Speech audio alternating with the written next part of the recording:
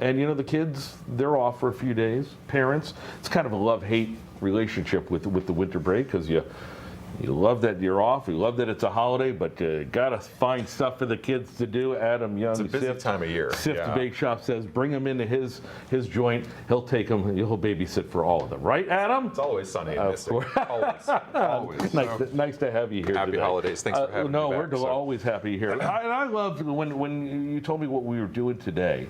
You know, if you've been to Sift, the variety of Sift places from Watch Hill during the summer to Niantic, and soon to be in what place in April? Mohegan Sun. Wow, that's going to be we're super excited. And you know, if you've been in there, you know they've got all these. They've got truffles, and they've got these bonbons, and they've got this macarons. But we're going to do a chocolate chip cookie. This has been on the menu since day one. Yes, and it this has. is probably our most popular item that we serve year in and year out, regardless of season. But this is, frankly, a pretty simple recipe that you can make. You know, our recipe from my cookbook is on the website this morning, and it starts off. We add a few very, very common ingredients: sugar, softened butter. Very important that all of your ingredients are room temperature. I tell people when you're making a cookie dough, you have to emulsify it like a vinaigrette, so the ingredients are spread evenly throughout, so they bake and leaven consistently. Now be sure to teach that to the little kids when they're doing that with you. Emulsification is the word, boys and girls. And room temperature, just a little shake here, room temperature ingredients, very, very important. We're going to cream a little sugar, brown sugar, for a little extra richness, and some butter together, okay? Okay, now you've got the industrial size mixer here. If you don't have that, it's just a lot of... little elbow grease, yep. Yep, you know, we make quite a few of these, so we rely heavily on Dare I ask how many you pop out on a daily basis? Oh, you know... I'm putting you on the spot with that, but... Weekly, probably 3,500, maybe 4,000. And that's just, you know, so each day is a little different though. So I love that. So kind of low to medium speed here, just until it's creamed together. Okay. You do not want to incorporate air. Okay. Yes. So we have 2 eggs, a little vanilla extract.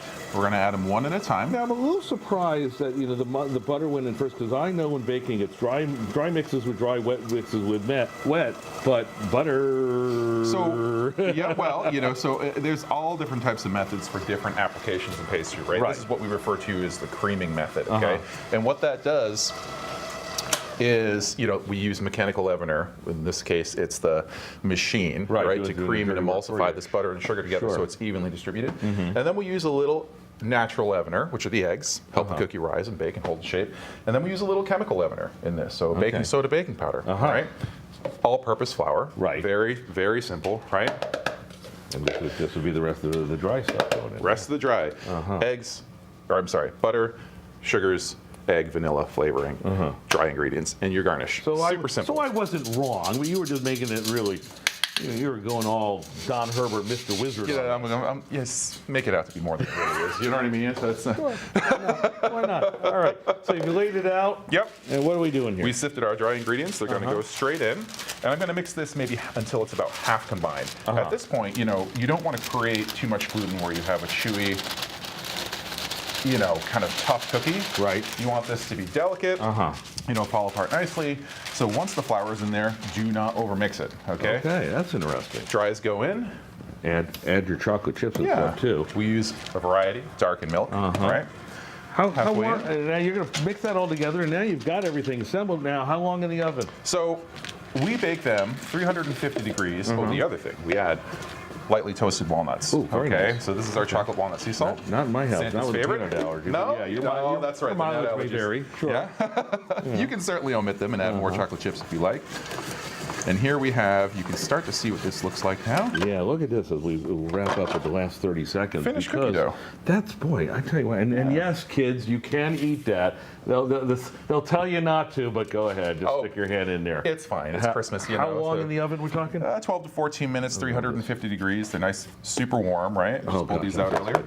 And then we garnish each one with a little Malden large granule sea salt. It kind of brings out the chocolate. Here's the thing that I love about you, a lot of things, but he knows that for all the great stuff you have, my favorite thing that you do is the shortbread. I know. And so that's 3 ingredients. It's a simple thing, but if you're, funny? I mean, he's a bakery god. If you can't do chocolate chip cookies with shortbread, get out of the kitchen. Something else, right? yeah. Happy holidays. Happy holidays to you. Always a pleasure. Oh, we're always delighted, and we'll see you come April over at Mohegan Sun. Look forward to it. Boy, that's the best of everything, isn't it?